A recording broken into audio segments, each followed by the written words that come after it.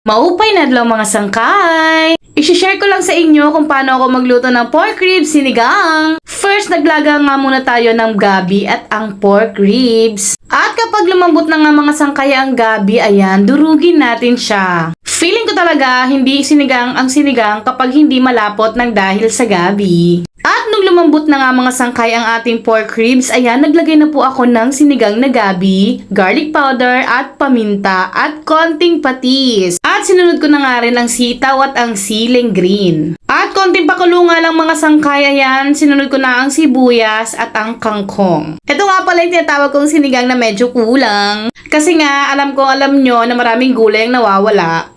Pero don't you worry naman mga sangkay, kung gayahin nyo naman to, masarap pa rin naman yan. Basta talaga may gabi. At paalala ko sa inyo mga sangkay, kapag nagluluto kayo, huwag nyong dadamihan muna. Mas maigi na yung pakonti-konti ang lagay. At least, pwede pang dagdagan. Pero kapag nasobrahan ng mga rekado mo at naging maalat yan, naku po, good luck.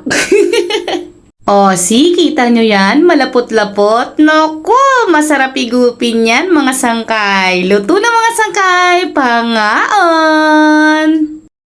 Hi! Maupay na gabi mga sangkay. Nagluto tayo ng sinigang pork ribs. Sinigang na pork ribs, pangaon! Bye!